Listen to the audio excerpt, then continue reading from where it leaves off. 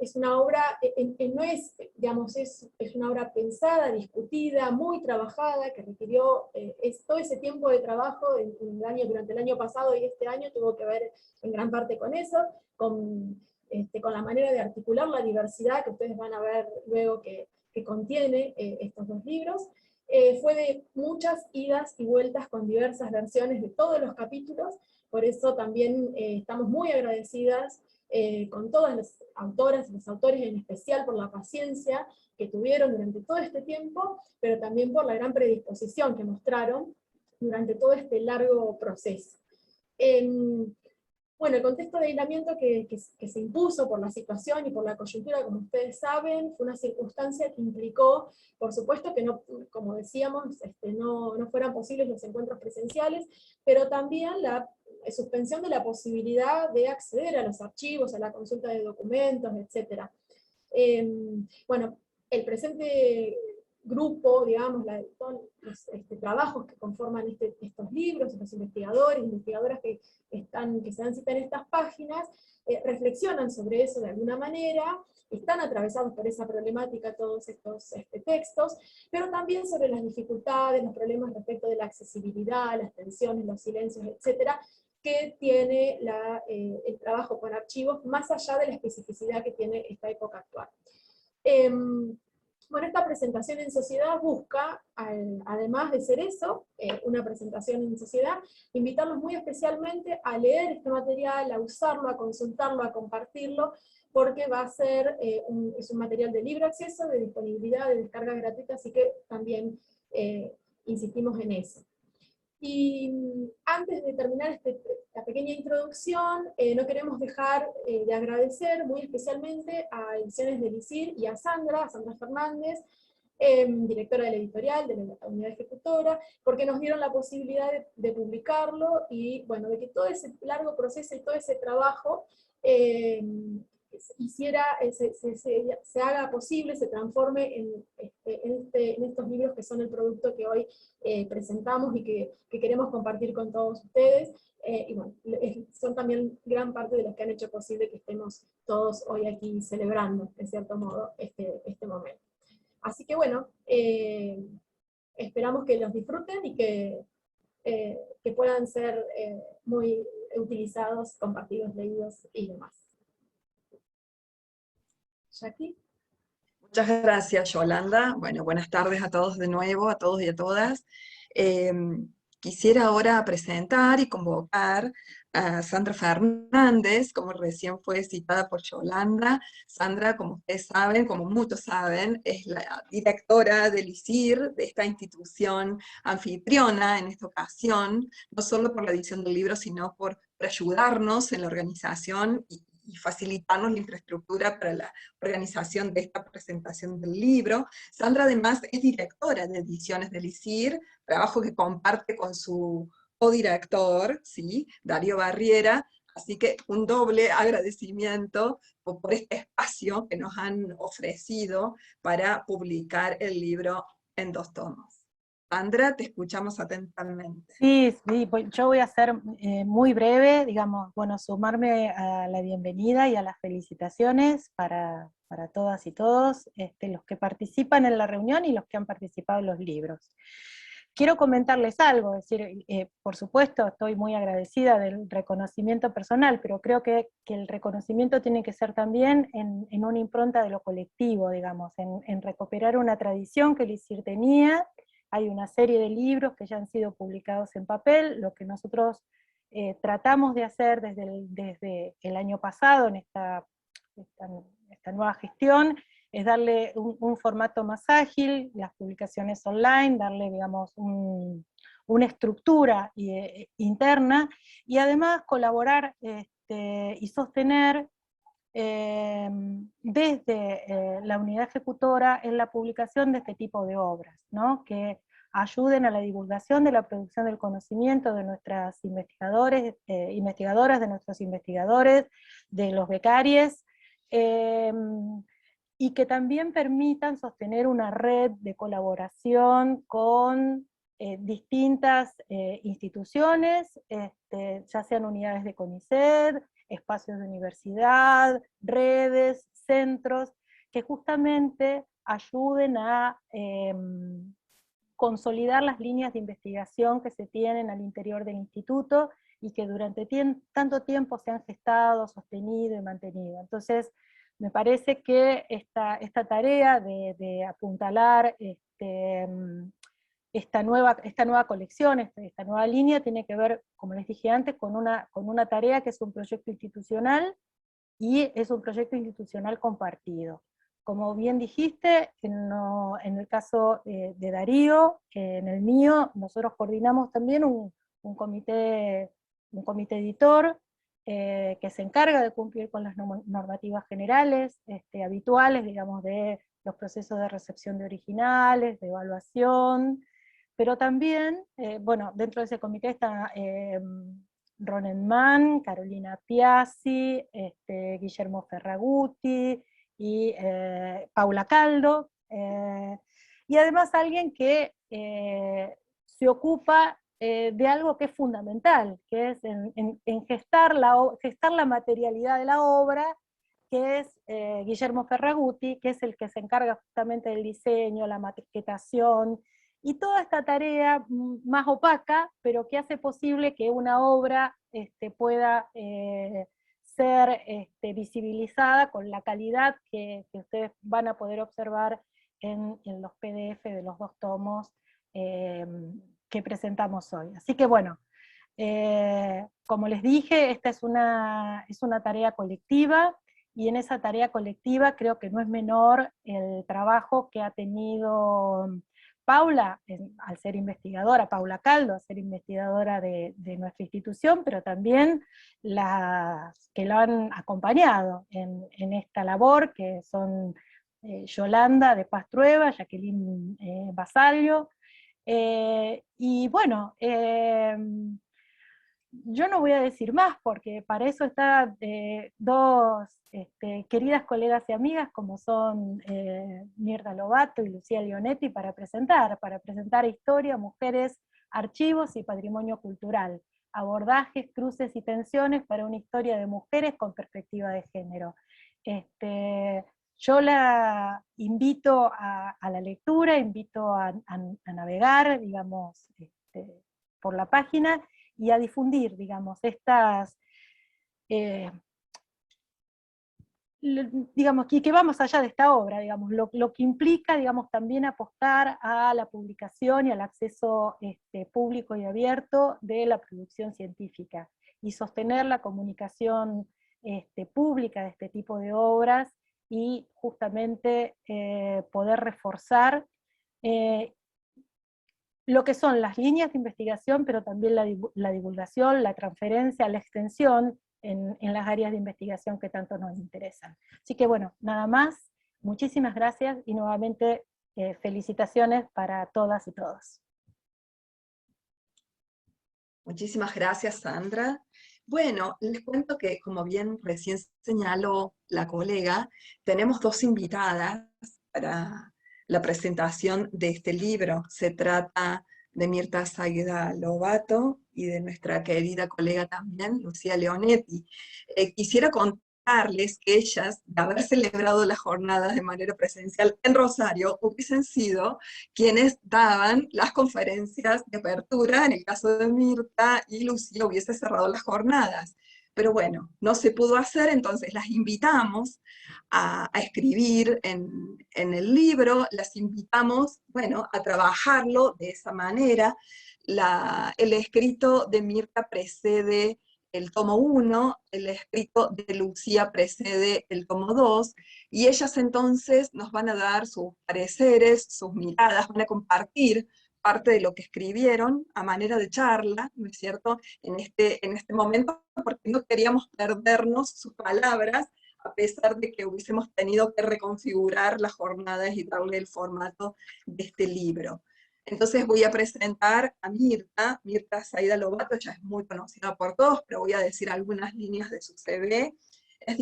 Es doctora en Historia por la Universidad de Buenos Aires, profesora consulta en la Facultad de Filosofía y Letras de la Universidad de Buenos Aires, Ha recibido varios premios y becas de investigación en instituciones de prestigio, entre ellas, por ejemplo, la beca Guggenheim en el año 2006. Mirta ha publicado numerosísimos trabajos en editoriales de prestigio, Prometeo, Sudamericana, Biblos, Edasa, trabajos sobre mujeres, ciudadanía, mujeres trabajadoras, entre tantos otros estudios. Y en lo que realmente nos interesa a nosotros, ella fue pionera en Argentina, porque en el año 2005 organizó el archivo Palabras e Imágenes de Mujeres en el Instituto Interdisciplinario de Estudios de Género de la Facultad de Filosofía y Letras de la Universidad de Buenos Aires. Además, ha asesorado a numerosos organismos públicos sobre contenidos históricos y ha curado también numerosas exposiciones de fotografías en Argentina y en el exterior. El título de su trabajo, que publicamos en este libro y que precede el tomo 1, como recién decía, se titula Experiencias en el archivo. Mirta, gracias de nuevo, creo que te lo hemos agradecido muchas veces, te escuchamos atentamente. Gracias, gracias Jacqueline, gracias Sandra, un gusto encontrarlos, estar acá con ustedes, y también recordar y agradecer el esfuerzo que han hecho para que eso que era una reunión en donde nos encontrábamos en un espacio, en donde podíamos tomar café, en abrazarnos, en darnos un beso, en contarnos cosas lindas y otras no tantas. Bueno, no se pudo hacer, pero finalmente tiene un objeto que también tiene su historia, que son los 2 libros que estamos presentando con Lucía. Quiero agradecerles, por supuesto, a Paula Caldo, a Yolanda Pastrueva, a Jacqueline Basallo, por la invitación, y en lugar de empezar como yo empiezo mis experiencias en el archivo, que es contando 3 historias en momentos diferentes, para entrar a la problemática de lo que significan los archivos, voy a entrar por el libro, por lo menos por uno de los libros, porque me parece que a ustedes les falta el contacto físico con el objeto, y si la tecnología me hubiera ayudado, tal vez yo le hubiera podido mostrar la tapa, los colores, las letras,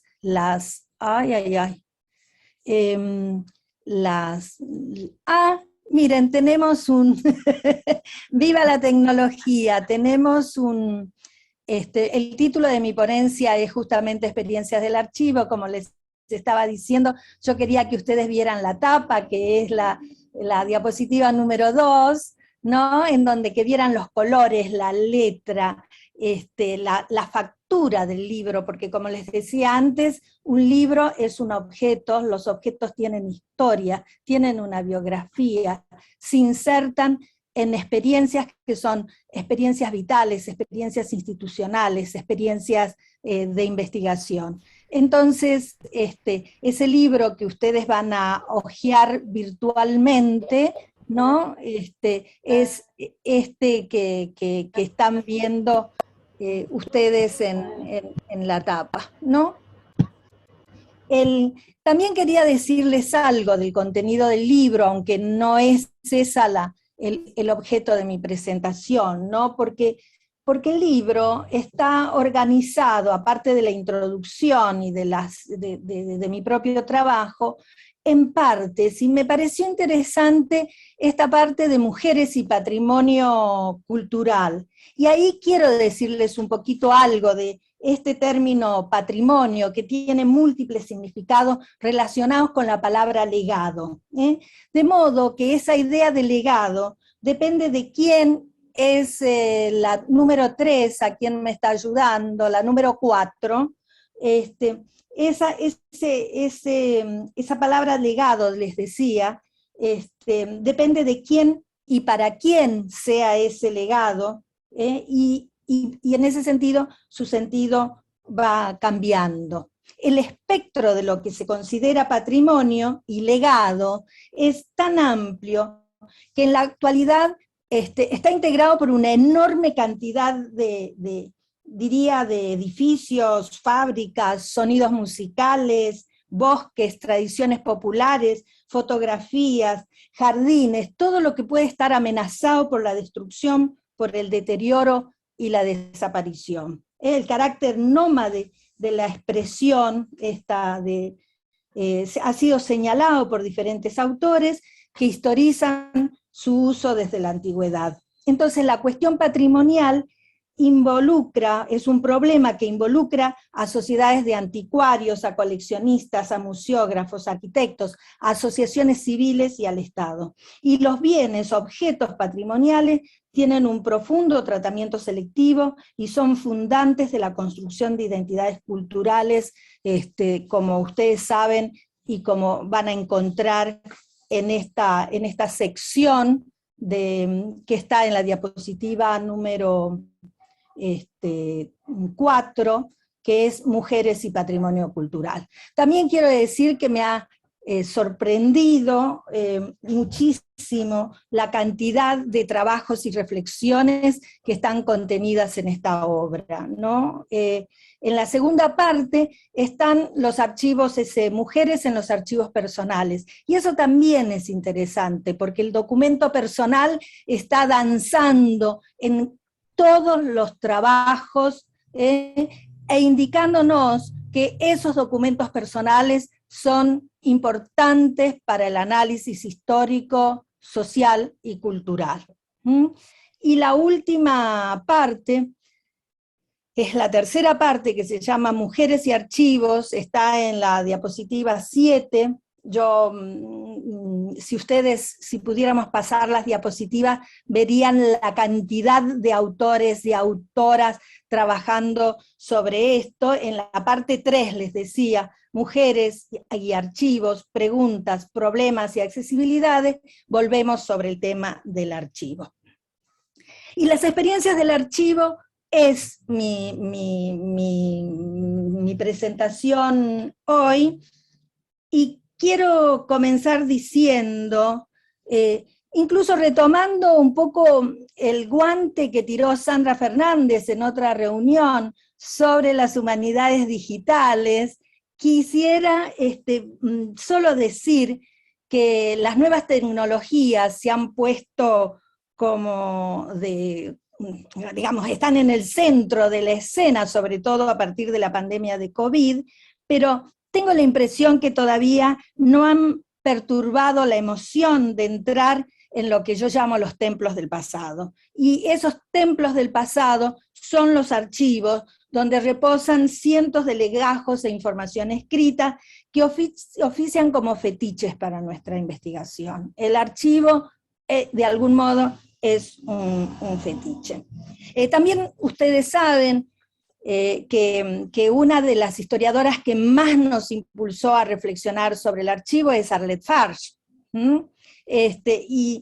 Y ella señala que el archivo, y fíjense las palabras que dice, es desconcertante, colosal, vigoroso, seductor, sublime, singular, excepcional, provocador. Es decir, que son todas palabras que convierten a los archivos, esos espacios del saber, en cofres de los que emergen personajes, espectros, sombras, en múltiples situaciones que nosotros queremos descubrir, liberar y hacerlos danzar y reconocerlos en múltiples experiencias. Pero también sabemos que el archivo no escribe la historia, sino que la historia...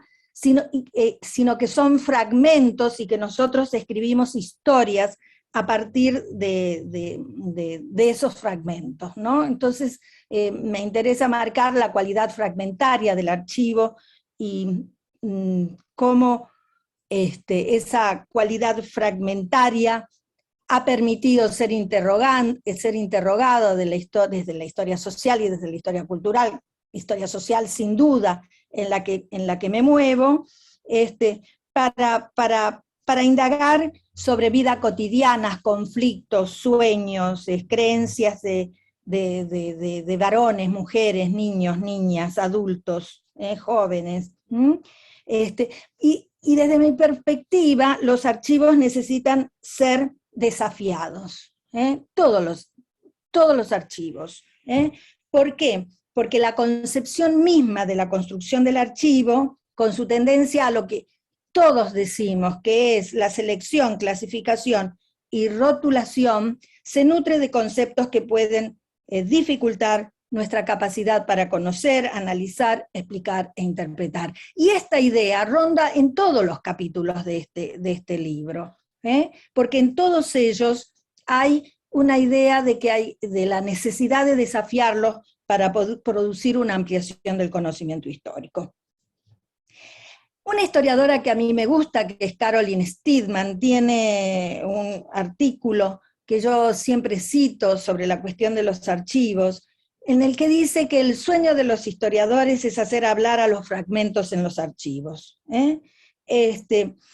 Y ella dice algo más, es necesario pacificar el espíritu de los muertos y comprender el significado de su corta existencia. El archivo es un lugar donde tiempo y espacio están comprimidos y nosotros los usamos para múltiples, muchas cosas, ¿no? También me parece que últimamente hay una mayor tendencia a reflexionar sobre el archivo. Estoy pensando en el libro de Lila Caimari, donde cuenta su experiencia en los archivos policiales. Sí, creo que es la cuenta institucional del ISIR, la número 10. Yo quisiera presentarles la foto de Caras y Caretas. Esta foto de Caras y Caretas, publicada en 1901, muestra a la primera colación de grados de la Facultad de Filosofía y Letras de la UBA. No es un gesto ombliguista, no es de ninguna manera, es solamente mostrarles a esas, eran 5 mujeres, ¿no? Allí están 3, a esas 3 mujeres que aparecen en la revista Caras y Caretas, y nosotros estábamos buscando en el año 2001 a la figura que está al costado, que yo he ampliado, que es Elvira López, ¿no?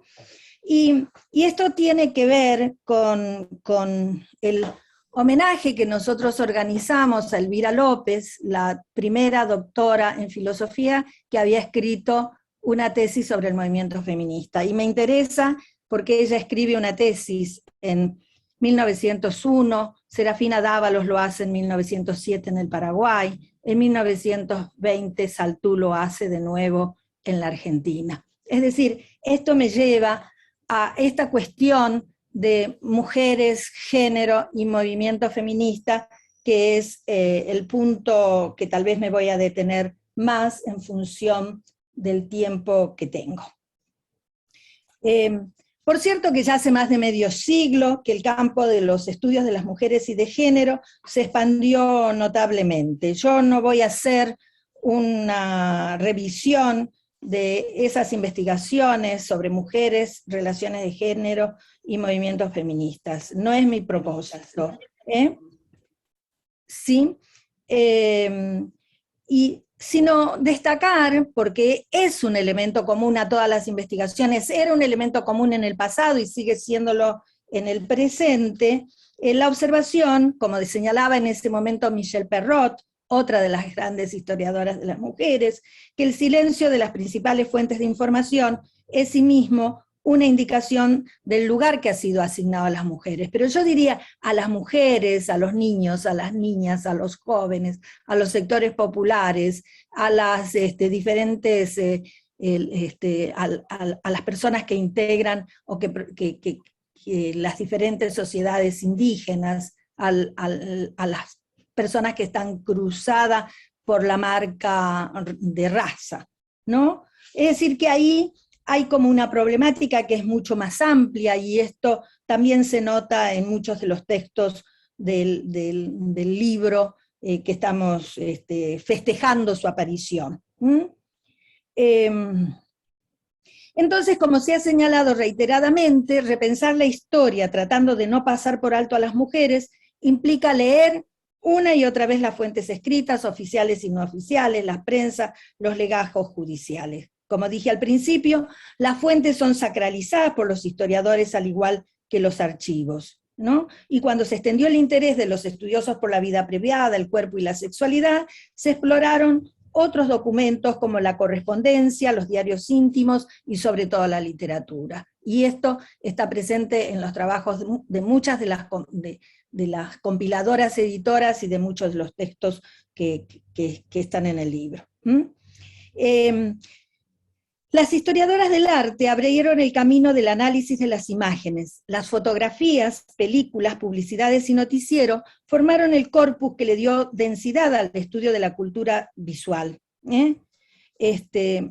Hacer historia de las mujeres era abrir una caja de Pandora. La primera vez que leí sobre género no fue a John Scott, ni a Judith Butler, sino a Gayle Rubin. Y su texto sobre el tráfico de mujeres me impulsó a pensar la diferencia entre sexo y género, pero tener también la mente abierta a las cuestiones de las diferencias sexuales. La investigación de Gayle Rubin sobre la cultura gay dio paso también a mi interés por la formación de los archivos, porque ella destacaba en su investigación que las fuentes eran insuficientes, pero también que las instituciones de investigación no recopilaban materiales consistentes para este tipo de indagaciones. El acopio de documentos a partir de su estudio y de otros colegas dio forma a un archivo que se llama The Leather Archives and Museum, que es bastante interesante, porque a mí me parece que la mención de estas cosas en la experiencia individual, en la experiencia personal de investigación, nos permite también pensar en las que nos precedieron, ¿no? En las antecesoras, en las que se plantearon estas cuestiones antes que nosotros. Entonces, la cuestión de los archivos me interesa también por dos cosas que voy a mencionar y que en todo caso podemos hablar después. Porque los archivos son teatros de la memoria, como decía Raphael Samuel, ¿no? Porque el patrimonio forma parte del teatro de la memoria, porque los legados forman parte de los teatros de la memoria, y con eso nosotros podemos reconstruir las genealogías, ya sea de los movimientos feministas, pero también a historizar las prácticas historiográficas. Entonces, reflexionar, me parece, sobre los archivos, y me quedo o vuelvo a la fotografía de caras y caretas, es también pensar la cuestión de la mirada, las formas en las que se desenvuelve la memoria visual. Y digo esto porque quiero contarles, aunque sea brevemente, una anécdota. Estoy mirando el reloj y estoy acelerando, ¿no? Porque esta foto que ustedes ven de caras y caretas en la pantalla estuvo durante décadas en la Secretaría académica de la Facultad de Filosofía. Y yo entré muchas veces y pregunté, ¿de dónde es esa foto? ¿Quiénes son las personas que están ahí? Y siempre me contestaron, no sabemos, no sabemos, no sabemos. Hasta que, claro, un día dijimos, bueno, ¿y no me permitirían desarmar el cuadro, es decir, el objeto fosilizado, ¿no? Y al desarmar el cuadro apareció esta expresión, la primera colación de grados de la facultad, ¿no? Entonces esto digo, de que reflexionar sobre los archivos incluye la cuestión de la mirada, las formas en las que se desenvuelve la memoria visual, me parece interesante, ¿no? Porque además, en muchos de los artículos que yo he estado viendo, el uso de las fotografías, también están las cartas, los documentos personales, etcétera, esta es importante. El archivo interrogado a partir a la luz de lo que se mira, de lo que se ve y de lo que no se ve, y cómo esto forma parte de una cultura visual. En una entrevista, Luce Irigaray, es una entrevista que se hizo hace muchos años, es del año 1978, señalaba que invertir en la mirada no es algo que se privilegie en igual medida en mujeres y hombres. Más que otros sentidos, el ojo objetiviza y domina, marca una distancia y la mantiene. Lo que se mira, lo que miramos, lo que nos mira, son temas cruciales para la historia. No me estoy refiriendo solo a las formas de analizar las imágenes, estoy pensando también en el archivo.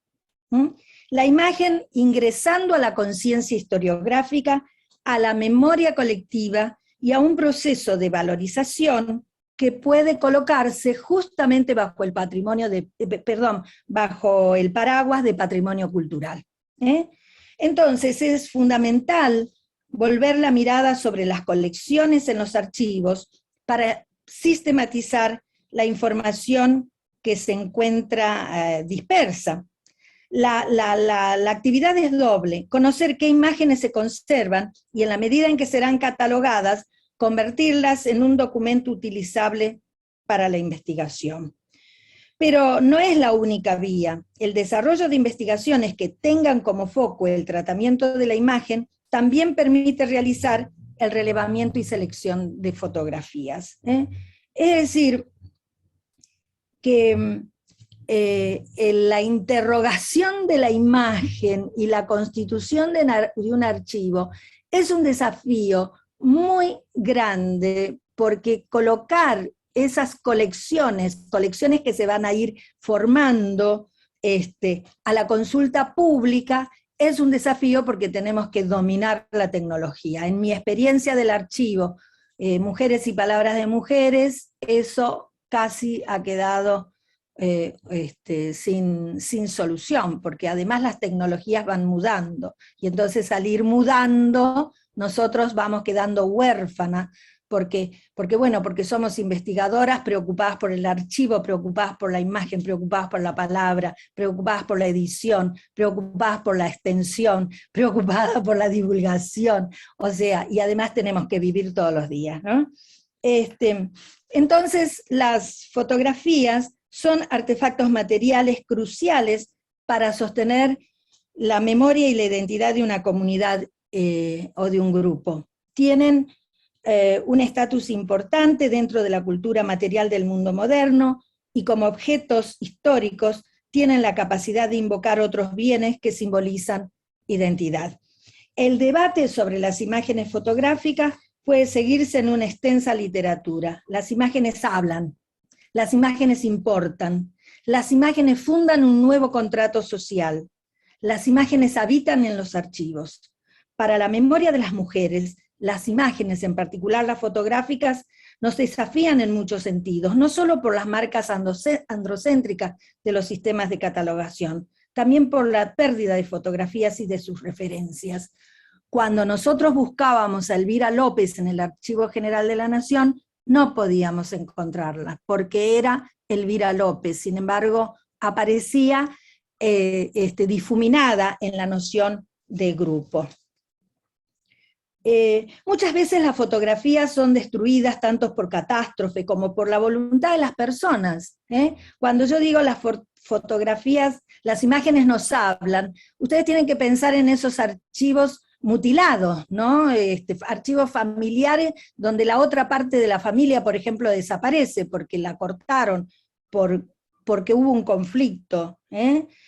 Muchos individuos, una vez que desaparecieron los referentes directos de las representaciones, destruyen, tiran y abandonan rostros, localizaciones y gestos que la imagen fotográfica había fijado. Desde esta perspectiva, el archivo es crucial. La fotografía es un objeto, una cosa, y acumula significados e historias. Elizabeth Edwards sostiene que las fotografías tienen una intención biográfica.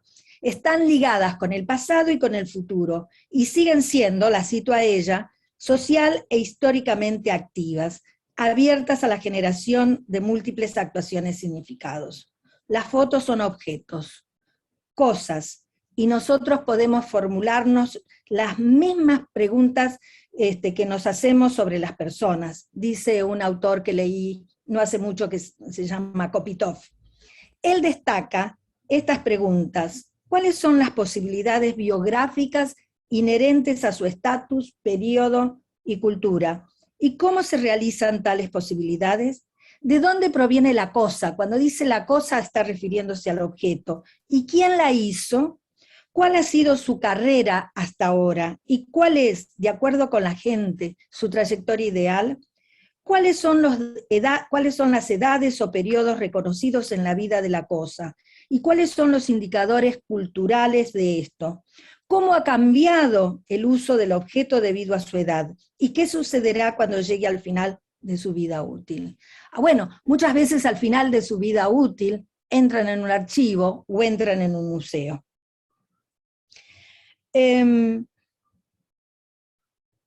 Sin duda las respuestas a estos interrogantes derraman ríos de tintas, pero lo sustantivo de esta perspectiva es que ponen al descubierto una densa malla de juicios históricos, políticos y estéticos que se mezclan con convicciones y valores que modelan también nuestra actitud hacia esos objetos.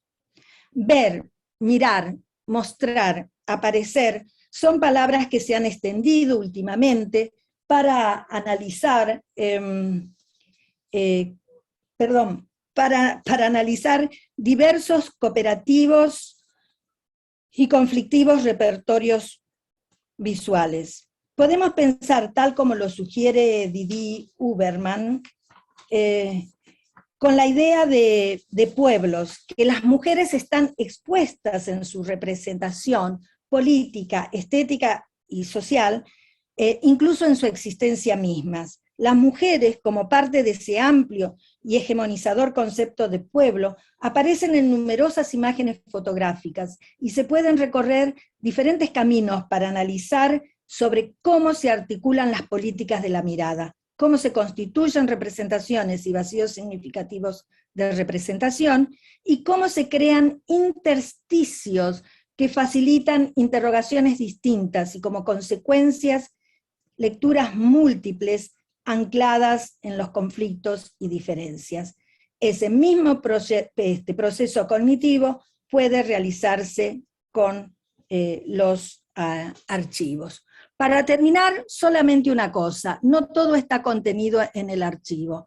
En la diapositiva número 11, si yo no me equivoco, déjenme que busque, tomé 2 fotos de mi propio archivo.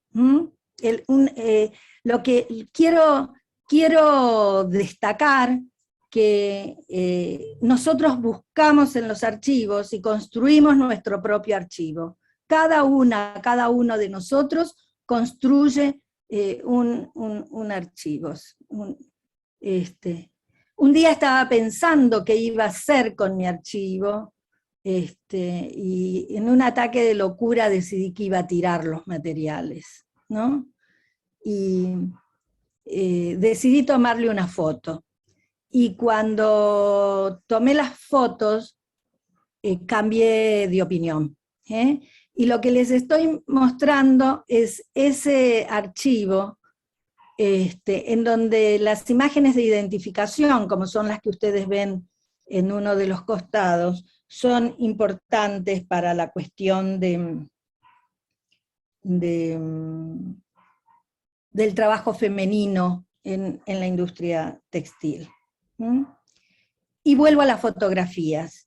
Quiero destacar, aunque sea someramente, que las fotografías se hacen, se guardan, y que no siempre se almacenan, y que no siempre esas 3 cuestiones coinciden. La hoja 12 es el archivo de Juan sobre anarquismo, porque hice una referencia de Juan Suriano, para quienes no lo conocen, porque hice una referencia a que el archivo no siempre está en nuestro país. En una época había que viajar, ¿no? Había que buscar el archivo en otro lugar.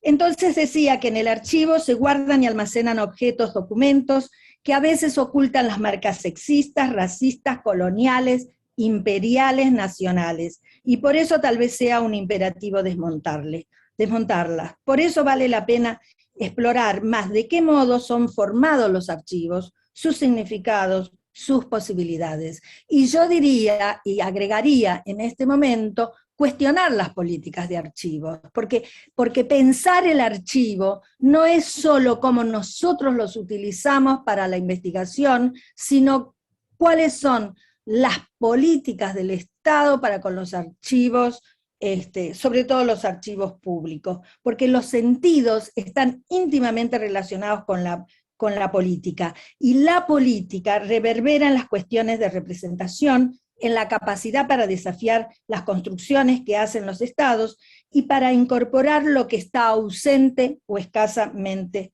presente. Para finalizar, los archivos y los objetos que albergan son construcciones cuyo análisis puede fomentar debates activos para traer al mundo las experiencias de las personas, entre ellas las mujeres, los historiadores, las historiadoras. Cuando vamos al archivo, nos convertimos en lectores indeseables, porque el archivo, lo que contiene, lo que encierra el archivo, no estaba destinado a nosotras. El archivo es el espacio de los sueños del historiador, los sueños de escribir un buen libro de historia.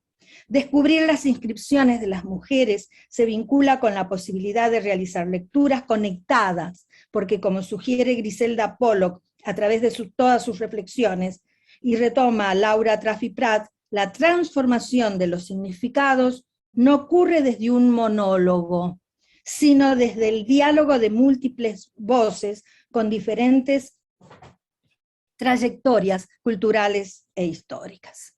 Muchísimas gracias. Muchísimas gracias, Mirta, por tan sugerente disertación. Nos has dejado pensando en muchos hilos que has ido compartiendo con nosotros, así que fantástico. Y Gracias. ahora, fantástica disertación, y ahora entonces vamos a presentar a nuestra colega, a Lucía Leonetti, ¿sí? También nos va a acompañar en esta tarde. Lucía es licenciada y profesora en Historia por la Universidad Nacional del Centro de la Provincia de Buenos Aires, doctora en Historia por la Universidad Autónoma de Madrid, es docente e investigadora en el Instituto de Estudios Históricos Sociales y el Instituto de Geografía, Historia y Ciencias Sociales del CONICET en la Universidad Nacional del Centro. Su línea de investigación transita sobre las cuestiones de la historia social y cultural, de la educación, género e infancias, desde los siglos XVIII al XX. Ha publicado numerosos libros como autora, editora, compiladora, capítulos de libros y artículos a nivel nacional e internacional en distintos países del mundo, Brasil, Colombia, Chile, México, entre otros. Es miembro fundadora y ha sido coordinadora por Argentina de la Red de Historia de las Infancias en América Latina, miembro de la Asociación de Historia de las Mujeres y Estudios de Género en Argentina. Lucía además nos acompaña en las jornadas desde hace muchísimos años, así que es alguien muy querido por nosotras en la red, siempre apoyándonos, siempre acompañándonos, nosotras más que agradecidas con ella, y su trabajo titulado Historiadores con Agencia, del métier de ir al archivo a la agencia de recuperar el patrimonio cultural desde una perspectiva de género. Va a tratar su disertación, que además ustedes podrán leer en el tomo 2, al inicio del tomo 2. Así que, Lucía, bienvenida, gracias de nuevo. Antes de que comiences, quisiera remarcarle a quienes nos acompañan que Yolanda ha copiado el link donde podemos acceder a los libros, ¿sí? Así que, bueno, está allí pegado en la página. Gracias, Lucía. Bueno, buenas noches, buenas tardes, es un horario un tanto extraño. Espero que me puedan escuchar porque yo tengo algunas dificultades, se me va cortando el audio.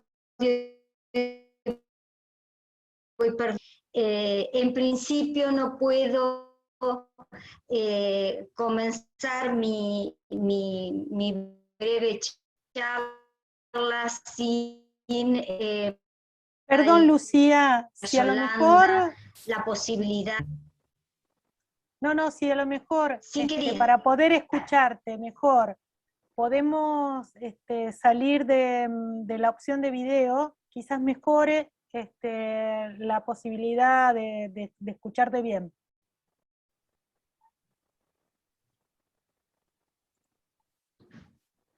Nada más.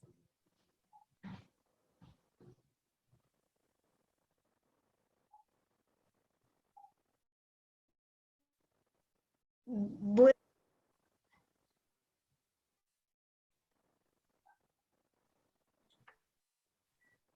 Lucía, ¿estás? Te dejamos de ver y de escuchar. ¿me estás escuchando?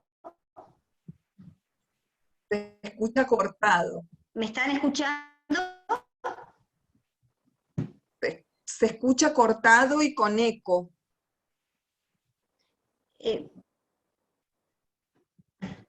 Bueno, así las escucho yo. Es salir y volver a entrar. No sé a ustedes qué les parece. Ahí te estamos escuchando bien. Ah, bueno, espero.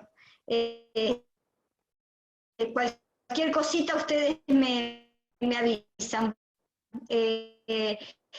Bueno, en principio, mi breve y muy acotada charla después de lo tan interesante esta tarde, sin agradecerles a Jacqueline, a Yolanda, a Paula, la posibilidad de participar hoy de la presentación del libro y de la posibilidad que me han permitido, este regalo que me han permitido de estar con ellas desde el comienzo, que han comenzado con esta trayectoria de lo que fueron primero las jornadas y después la conformación de la red, con ese trabajo tan prolífico que, bueno, hoy tiene esta realidad que se cristaliza con la presentación de este libro, pero que viene de largo tiempo y merece alguna reflexión que quiero dar al final de mi presentación. Simplemente ahora, en principio, agradecerles y bueno, luego un poco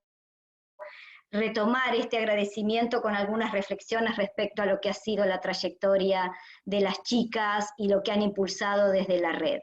Bueno, cuando las chicas tan generosamente me invitaron a que pudiera formular una introducción de lo que iba a ser claramente este aporte más que valioso con la cantidad de trabajos que han acopiado en estos 2 tomos, la verdad es que dije, bueno, qué desafío, teniendo en cuenta que sabía la variedad de temas y los recorridos por distintas estrategias metodológicas, la revalorización del archivo que cada uno de los autores y cada una de las autoras iban a hacer, la propia revalorización de los archivos y del patrimonio cultural que las chicas hacen tan intensamente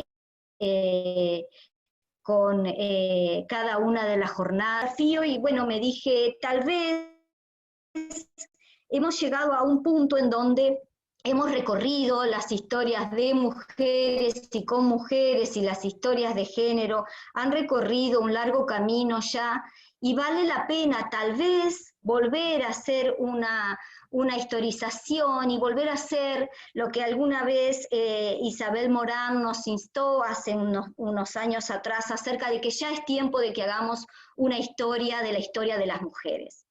Y bueno, en ese propósito de hacer una historia de la historia de las mujeres, mi intención y mi contribución en este sentido iba en el camino de pensarnos a las historiadoras con capacidad de agencia, porque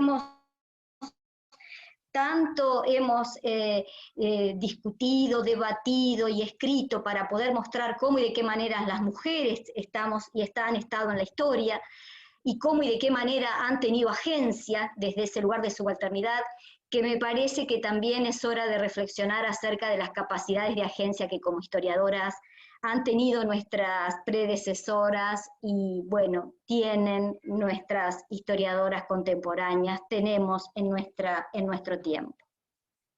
Y desde ese lugar, bueno, recuperar un poco lo que en algún momento retomó allí Iván Jablonka en una entrevista que le hicieron en el diario La Nación, cuando decía que su propósito, en rigor de verdad, era apelar a una narración histórica que reparara de las ausencias, sobre todo que reparara de las ausencias como en sujetos sociales a las mujeres y a los niños, a los que él encontraba que estaban más ocultos e invisibilizados en la historia.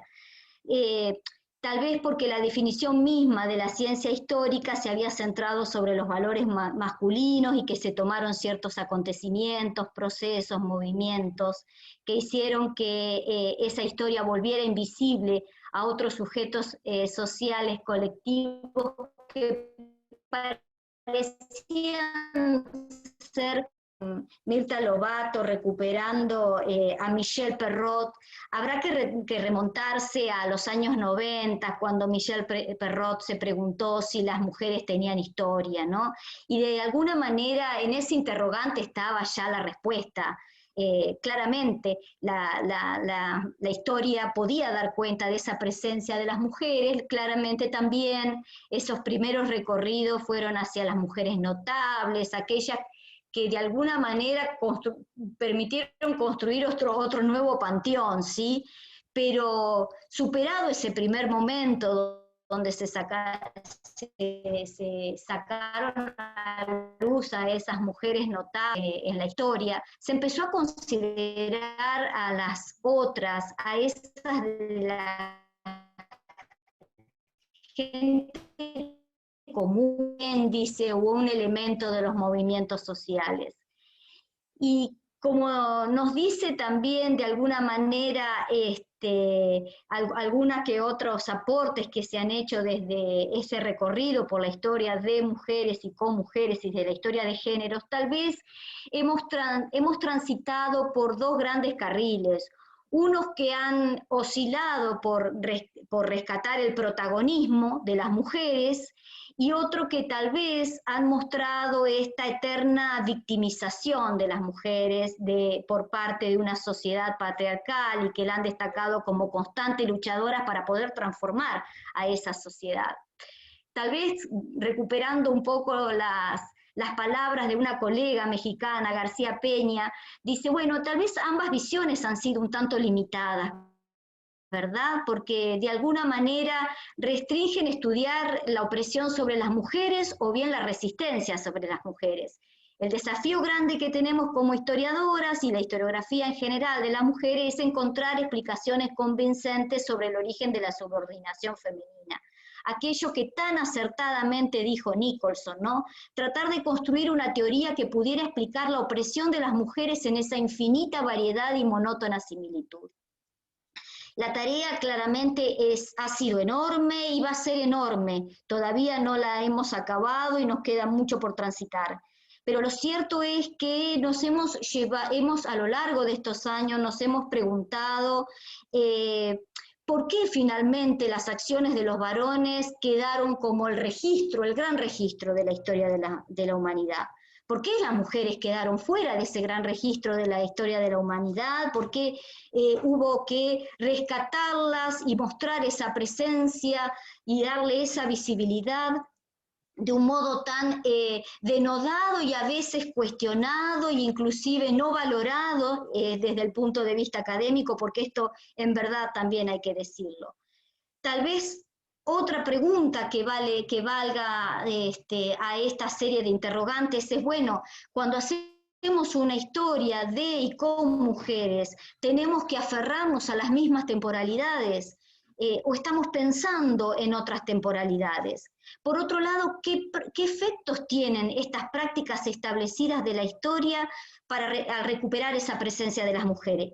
qué tipos de archivos, todo lo que claramente Mirta ha comentado hace un rato, qué tipos de archivos son los que nos pueden dar luz sobre esa presencia, porque efectivamente los archivos que hemos transitado habitualmente, mirado desde un lugar, no nos habían dado esa visibilidad.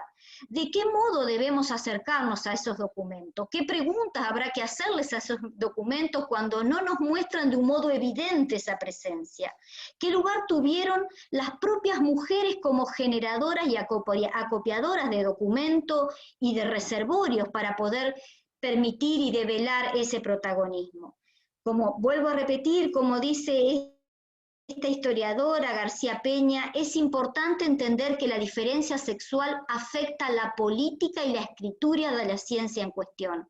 Conceptualizar, escribir historia de las mujeres no termina con el problema de la invisibilidad, sino que marca el inicio para una mayor reflexión teórica y al mismo tiempo metodológica.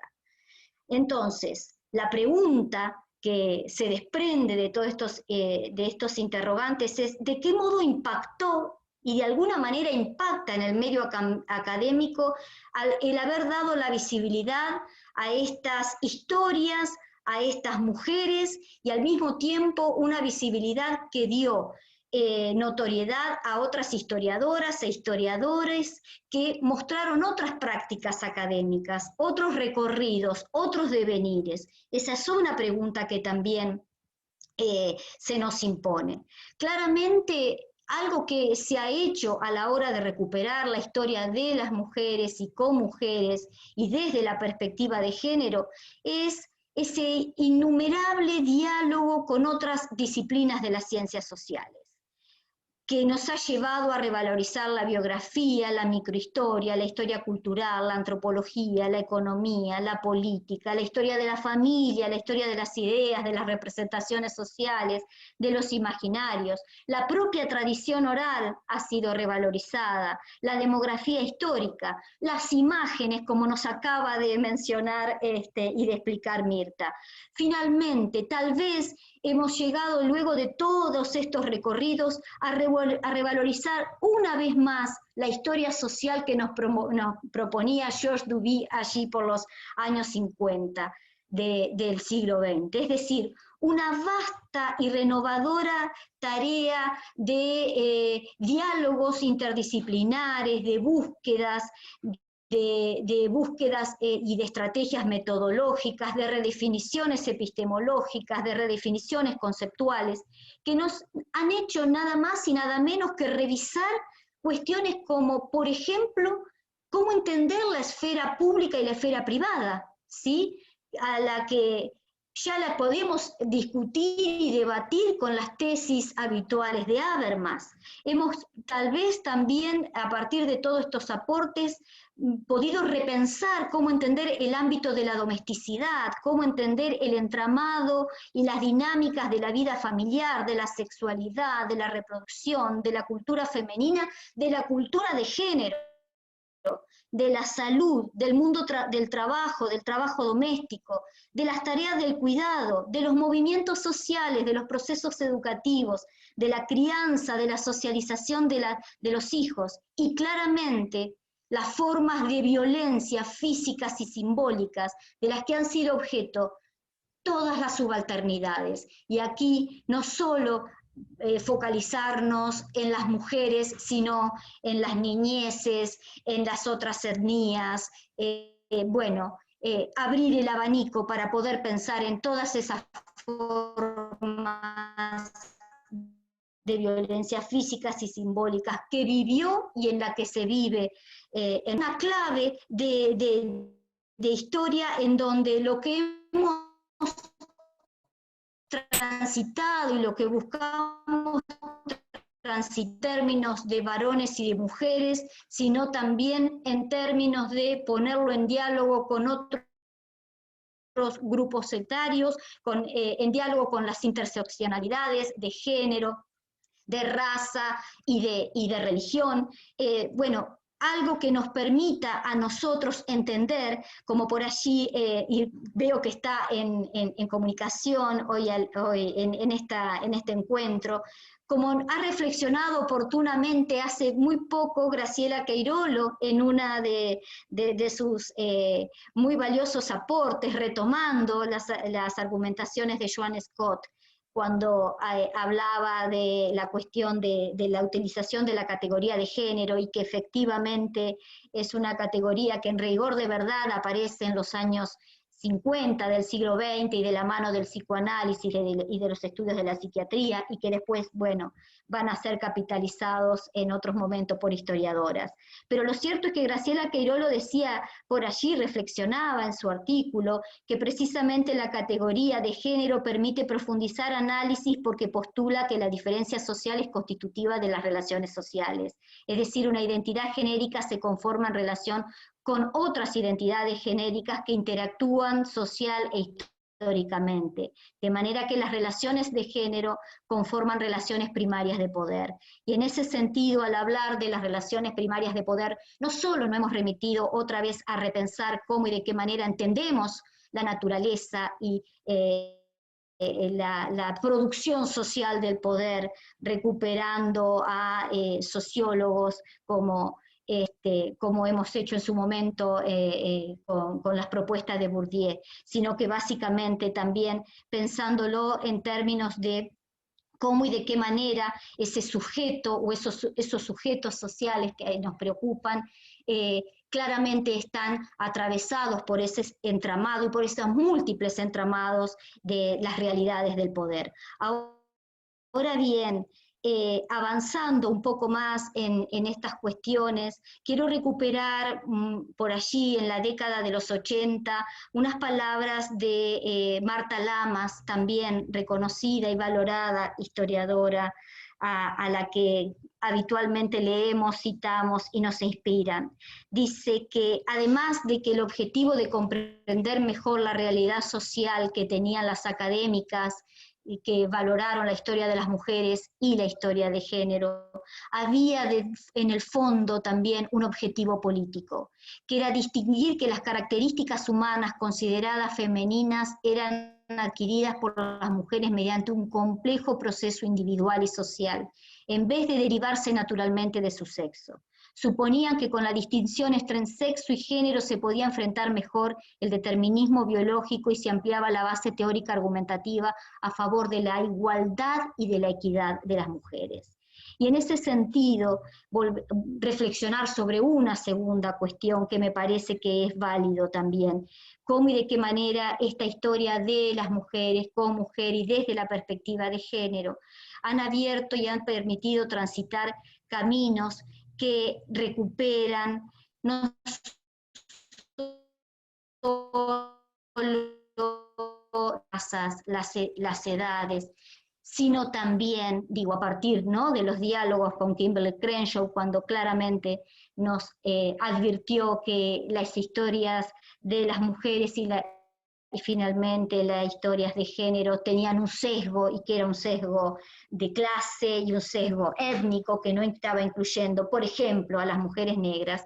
Digo, además de esas advertencias, en estos últimos años hemos tenido otras advertencias gracias al prolífico campo de las historias de mujeres con mujeres y de género, que es el hecho de que hemos transitado durante mucho, se ha ejercido el poder y se ha victimizado y subalternizado a las mujeres. Sin embargo, la teoría de género quedó en algún punto vacía de contenido cuando no contempló la diversificación y la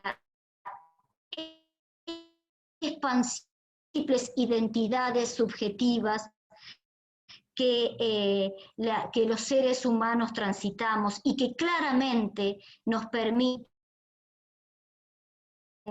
cuestionar y terminamos reproduciendo un orden de representación heterosexual.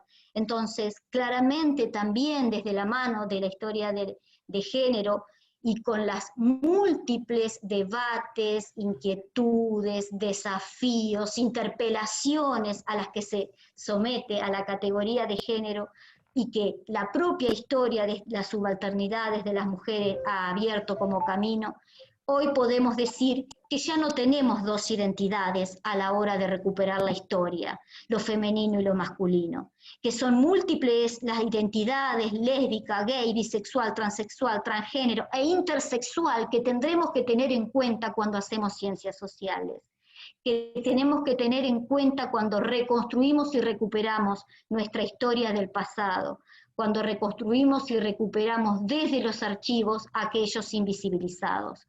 Comprender y englobar todas esas divergencias es una interpelación que nuestra sociedad nos está incitando en estos tiempos. De modo que el camino ha sido largo. En nuestros días los estudios de género con y las mujeres tienen un largo recorrido y ciertamente un reconocimiento en el ámbito académico del que da cuenta lógico, cultural, en estos tiempos, no solo valora estas perspectivas analíticas, sino, pero la otra cuestión que me gustaría reflejar académico, claramente no fue ni sencilla, ni fue una tarea fácil. Hubo necesidad de encontrarse, de generar puentes de diálogo, de buscar distintas tradiciones disciplinares, de compartir espacios, de generar actividades conjuntas, de organizar jornadas, de promover congresos. Voy a hacerlo. Eso, sí, sí, querida. Por ahí, no sé qué tanto te faltaba, pero No, pero por las dudas evitemos. Vos me entendés. Para que podamos cerrar, Lucía, por vos, para no dejarte con la palabra así. Yo te entiendo. Sé que no es censura, sé que no es... No. Eso, vos me entendiste. No quise decirlo, pero vos me... Miren, y les voy a compartir algo. Me dice todo el tiempo aquí que tengo mi conexión de internet inestable. Discúlpenme el grado corriente de mi comentario, pero chocolate por la noticia de que es inestable. Me está cortando todo el tiempo. Pero bueno, a ver, gente, simplemente quiero llegar un poco al punto de encuentro de lo que hoy estamos presentando y que me parece tan grato. Digo, todo este recorrido que se ha hecho y que tan accidentado de mi parte, ha tenido y ha promovido claramente la necesidad de generar acercamientos, encuentros, actividades conjuntas, organizar jornadas, congresos, inclusive han surgido centros de investigación, revistas especializadas, publicaciones colectivas, líneas de programas, todo a partir de lo que ha sido el afianzamiento dentro del campo académico de los estudios de género. Ahora bien, un poco producto de estos intercambios y de estos préstamos y de estos diálogos, claramente producto de estos intercambios ha sido, y acá estoy acortando muchísimo, ha sido la resultante de esto que hoy nosotros vemos aquí, que es esta enorme tarea que han hecho las chicas en estos, Jacqueline, no solo por recuperar el valor de los archivos y del patrimonio, recuperando un poco esos archivos que inclusive recuperan hasta lo íntimo de la vida de los sujetos sociales, un poco con lo que dice, ¿no?, Leonora Arfuch, asomarse a partir de esos archivos, de esos documentos, de las memorias, es un modo de asomarse a esa vida íntima, esa a menudo póstuma, que está fuera de la intención del autor, pero que pueden ser rescatados, analizados como una huella de vida, de fragmento, de revelación, testimoniando no solo vidas individuales, sino también vidas colectivas y la identidad cultural de la sociedad. En Argentina, hemos tenido movimientos de recuperación documental y vaya a recordar los realizados por Cecilia Laguna, maravillosos trabajos, la intensa labor que ha hecho Mirta Lobato, incansablemente valorada, me parece, pero a la que cada día tenemos que reconocer más por todo lo que ha sido esa tarea de recuperación de archivo. Mucho tiempo después, Paula, desde la Universidad Nacional de Rosario, Yolanda, desde la Universidad Nacional del Centro, Jacqueline Basalo, desde la Universidad Nacional de Córdoba, unieron su esfuerzo para nada más y nada menos que dar una entidad a lo que hoy tenemos ya cristalizado como es esta red. Mientras Lucía hace el intento de reconectarse, estamos viendo en el listado de participantes a los autores, las autoras. Es un placer que estén aquí. Conocemos sus nombres desde los trabajos que fuimos leyendo, intercambiando.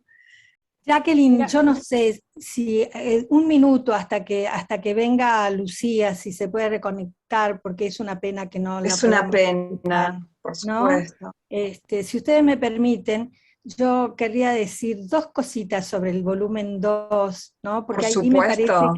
que hay una cosa que tiene el título, ¿no? Porque es esta cuestión de tejidos, ¿no? De tejidos de tipos documentales. Me parece como muy acertado ese título, que vuelve sobre cómo se tejen las historias a partir de diversos tipos de documentos, ¿no? Y ahí destacar los trabajos, ¿no? Porque de nuevo me parece que esa parte primera donde está la cultura impresa, ¿no? Están las publicaciones que han sido tan estudiadas para producir ese ingreso de las mujeres a la historia, o como les quiera decir. Cuando entre Lucía, yo me callo. Y la segunda parte, esta cuestión de las pedagogías, ¿no? Me parece que es súper interesante para discutir en la cuestión no solo de los archivos, ¿no? de lo que se enseña, pero también las pedagogías del patrimonio, en esta cuestión de los legados, como les decía antes, ¿no? Y finalmente, la última sección, donde ya es más polifónica, diría, por la cantidad de temas que aparecen, pero están los documentos judiciales, las profesiones, y también esta cuestión de lo local y lo regional en los estudios, donde las mujeres están presentes problemáticamente para la práctica historiográfica, y están presentes como productoras de conocimientos. Eso quería agregar un poco para llenar sin la dificultad de Lucía con la conexión que nos puede pasar a todos y que altera profundamente lo que nosotros queremos decir, ¿no? Nada, eso. Reconocer esas partes del segundo tomo que me parecen muy importantes, porque además están todas las personas que participaron en el libro, ¿no? En los libros. Lo que quería cerrar era un poco, y alcancé a escuchar las últimas tan oportunas reflexiones de Mirta, que era un poco lo que quería cerrar en esta accidentadísima presentación. Mil disculpas nuevamente, no sé cómo pedirles disculpas. Y es esto de que de alguna manera la tarea que ustedes han llevado en estos años se plasman en lo que es la entrega de esta última producción respecto a lo que Mirta decía. No solo se rescatan y se recuperan historias de mujeres más allá del centro, en los márgenes, ¿sí? Sino que también de alguna manera lo que se muestra es cómo y de qué forma tres académicas cada una de ellas con trayectorias muy consolidadas, han generado un espacio, como ustedes ven, tan horizontal, en donde tenemos gente tan valiosa, tan reconocida, y gente que empieza a hacer sus primeras trayectorias, es decir, con distintas instancias de su formación académica y que convergen en esta nueva publicación, en donde además lo que se muestra es un efectivo diálogo entre la posibilidad de rescatar archivos que están por fuera de lo que habitualmente hemos trabajado, que es Buenos Aires o La Plata, ¿sí?, por otros centros, y que además lo llamativo de todo esto, que la propuesta y el espacio ha sido generado por 3 académicas que también están fuera de ese centro académico que siempre ha sido un polo de irradiación muy fuerte en términos de producción científica.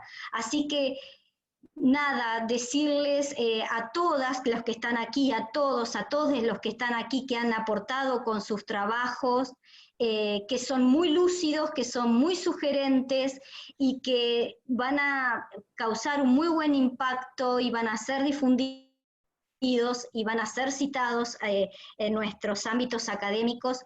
Y bueno, nuevamente decirle las gracias por esta tarea colectiva en donde a veces los pequeños egos privados, los pequeños narcisismos ceden paso a la posibilidad de hacer una tarea en conjunto, una tarea horizontal y democratizadora que nos lleve a la misma reflexión a la que apuntaba en su momento Jablonka. La posibilidad de hacer una historia democrática solo se puede hacer a partir de una producción democrática, y creo que en este sentido es un poco lo que se ha plasmado en lo que ustedes han hecho como realidad con esta publicación. Mil perdones por todo esto accidentado y lo que ni sé exactamente qué he querido decir con tantos accidentes, idas y vueltas. Muchísimas gracias, Lucía. Gracias. Nada que perdonar. No. Se entendió perfecto. Gracias. Y gracias, Mirta, también por tu presentación anterior, pero también por lo que comentabas ahora última. Nosotros, una cosa que siempre charlábamos con las chicas en el proceso es que, y digamos, cómo hemos tratado de que un poco a eso obedece las idas y vueltas que yo señalaba al principio, ¿no? Siempre tratamos de cuidar los trabajos de la gente que confía en nosotras, así que eso ha sido un poco siempre también el norte. Ojalá que sea de utilidad, que se comparta, que circule, que sirva, y bueno, solo resta agradecer, ¿no?, a todas. No sé, chicas, si algo, o si alguien quiere comentar algo. Bueno, que estén atentos, que el año que viene no vamos a hacer la jornada, ya lo hemos decidido, por la inestabilidad de la cuestión de lo que está pasando con la pandemia, ¿no? Ahora estamos viendo lo que está pasando en Europa, no nos atrevemos a hacer una convocatoria, pero sí vamos a hacer una serie de actividades, así que estén atentos, atentas para participar, para acompañarnos, y eso, nada más que eso. Están llegando unos mensajes preciosos por el chat, así que agradecidas. Sí, tratamos de ir contestando algunos individuales, pero nada, gracias a todas. No queremos dejar, las agradecidas somos nosotras, porque bueno, como les decíamos también, esto ha ido creciendo, tratamos de generar siempre un espacio que crezca, pero que también sea amable, que donde podamos intercambiar y aprender todas. Nosotras aprendimos un montón en este proceso, la verdad, lo decíamos mucho el año pasado también, y este año cuando trabajamos. Fue un placer para nosotros trabajar en esto en un contexto que no era para nada placentero para nadie, en el medio de unas domesticidades muy trastornadas, las de todas, pero bueno, fue un placer, y gracias a todas y todos los que del otro lado lo hicieron posible también. Y como dijimos también al principio, a todos los que nos hicieron posible que el libro fuera, o que los libros fueran eso, todos esos trabajos efectivamente se transformaran en un producto concreto que es el que hoy estamos compartiendo. Así que que más que agradecidas y felices de estar pasando por este momento.